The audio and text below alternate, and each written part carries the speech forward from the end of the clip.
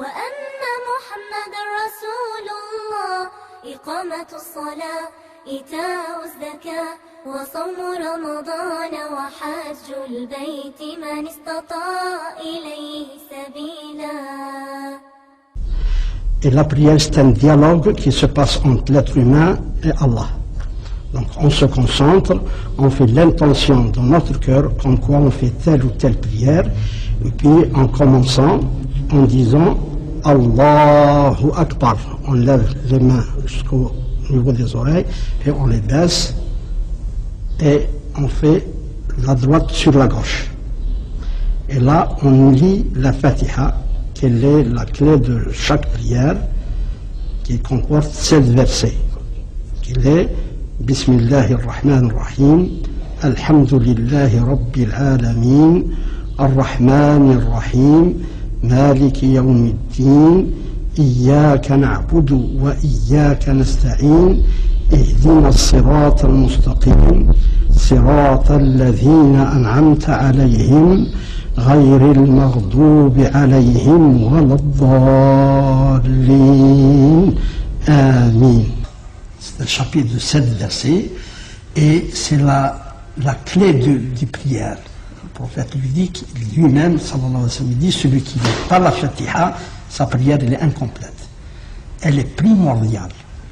Chaque prière, on doit répéter la Fatiha dans chaque cycle, dans chaque rakat. Et puis on ajoute une petite prière de quelques versets. On va choisir celle de l'ikhlas ou la pureté. Bismillahirrahmanirrahim. Qul huwa Allahu ahad, Allahu samad, lam yalid wa lam yulad, wa lam yakun lahu kufuwan ahad. Et puis on s'incline en disant Allahu Akbar. Pendant ce moment d'être incliné, on dit Subhana Rabbi al-Azim wa bihamdih, Subhana Rabbi al-Azim wa bihamdih, Subhana Rabbi al-Azim wa bihamdih. Minimum 3 fois. Puis on se lève en disant Sami'a Allahu liman hamidah, Rabbana wa lakal hamd. Puis on se prosterne, et quand on se prosterne, il faut que le front, le bout de nez, les 2 paumes des mains, les pointes de genoux et les pieds de pied soient par terre. De cette façon. Allahu Akbar. Pendant la prosternation, on dit 3 fois Subhana Rabbi al-A'la, Subhana Rabbi al-A'la, Subhana Rabbi al-A'la. Puis, on se lève toujours ici.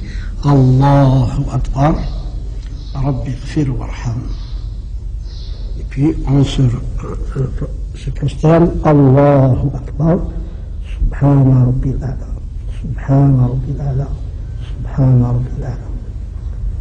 Puis on se relève en disant Allahu Akbar. Donc ça c'est un cycle, c'est une raka. Et la deuxième c'est pareil. On se prépare pour les saluts, c'est-à-dire avant de terminer la prière. Donc on dit Tahiyatu lillah, Zakiyatu tayyibatu lillah. السلام عليك أيها النبي ورحمة الله وبركاته السلام علينا وعلى عباد الله الصالحين أشهد أن لا إله إلا الله وحده لا شريك له ونشهد أن محمدا عبده ورسوله. Les grandes lignes sur la peau de l'index droit.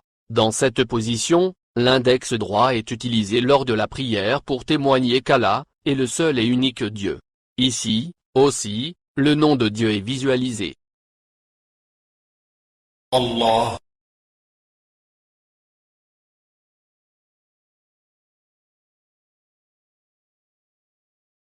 Allah. Allah.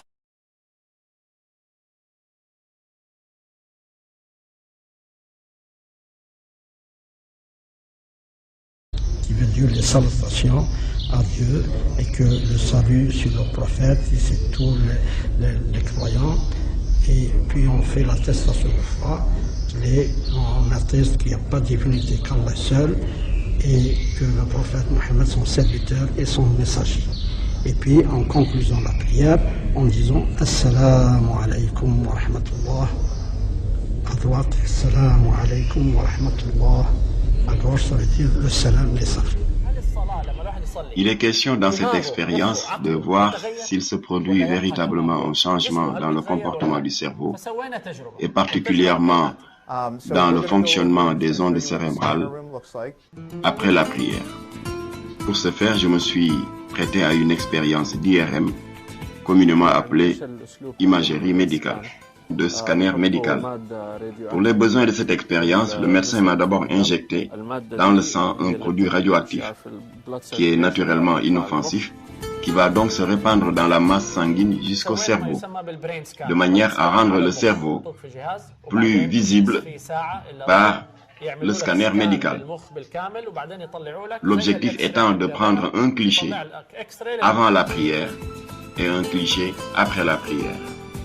Donc présentement, je suis en train de prendre un cliché qui va témoigner de l'activité du cerveau avant la prière. Ensuite, j'ai exécuté une prière routinière, comme on dit, c'est-à-dire une prière sans concentration, où je laissais libre cours à mes préoccupations, mes soucis. Une prière à la va-vite, comme on a l'habitude de dire.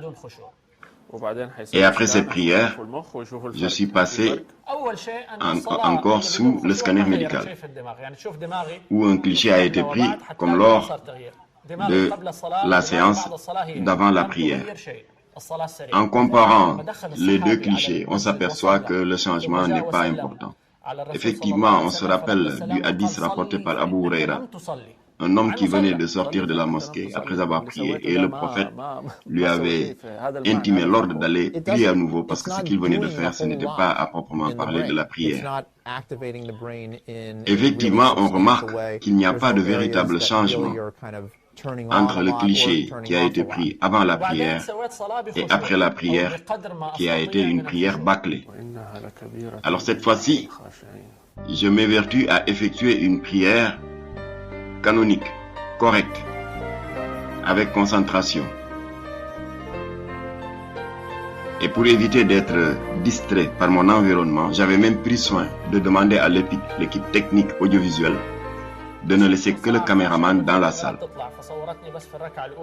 Après donc cette prière qui a été effectuée dans les règles de l'art, j'ai subi à nouveau une séance de scanner médical. Et à l'examen du cliché, en le comparant avec le cliché qui a été pris avant cette prière concentrée, le changement est radical.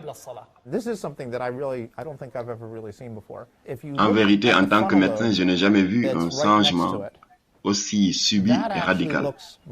Comme vous le voyez, la partie haute du cerveau, elle est devenue incurvée. C'est-à-dire que cette partie qui témoigne de l'activité mentale superficielle et du bouillonnement intérieur a donc tendance à baisser.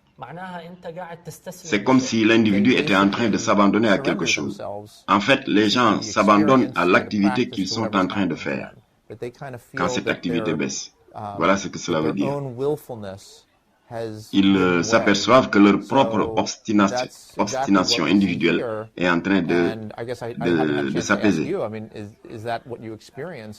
Est-ce véritablement ce que vous avez remarqué, vous, qui avez exécuté cette prière? Oui, effectivement, parce que la base de notre religion, c'est Al-Islam. Ça vient du mot istislam, qui veut dire abandon. Abandon de soi à l'être supérieur. Donc nous nous soumettons totalement à Allah. Donc c'est une sorte d'abandon au maître de l'univers. Allah soit glorifié. C'est un abandon. On se soumet pendant la prière et on demande à Allah de nous guider vers le droit chemin.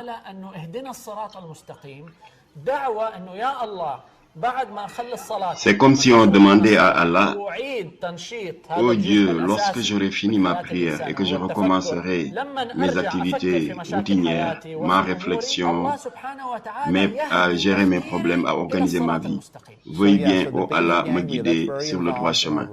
Donc les ganglions sont très impliqués dans ce système. Et on s'aperçoit que les sentiments de compassion et d'altruisme prédominent dans l'activité du cerveau. Effectivement, quand nous prions, en commençant la première sourate, nous disons au nom d'Allah, le miséricordieux, le tout miséricordieux. Ensuite, nous commençons à psalmodier des versets du Coran. Et nous répétons plusieurs fois le tout miséricordieux, le très miséricordieux. Cela me semble logique, parce que c'est en harmonie avec ce que nous constatons en comparant les clichés. Donc le fait de répéter les qualités de miséricorde d'Allah, ça commence par s'incarner dans l'activité de l'esprit. Et ceci est un indice pour les gens qui, bien que priant 5 fois par jour, ne ressentent rien du tout. Ces personnes doivent se poser la question de savoir si elles sont en train de prier correctement. Comme on peut donc l'observer, il y a une baisse particulière de la partie du cerveau qui gère l'individualité et l'ego, pendant que les fonctions d'abandon, de soumission, d'altruisme reprennent le dessus. En ce qui concerne les sentiments d'abandon et de soumission, il ne faut pas oublier que le sens de la salat, prière en arabe, veut dire contact, connexion, liaison. Et normalement, ma prière doit m'aider à me rapprocher d'Allah. Et si ma propre autonomie, ma propre individualité baisse, il est normal que mon rapprochement à Allah augmente. Subhanallah, tout se tient, c'est ça le but de la prière. C'est ce qu'on voit dans ce scan qui confirme la première sourate du Coran, c'est-à-dire la Fatiha. C'est extraordinaire.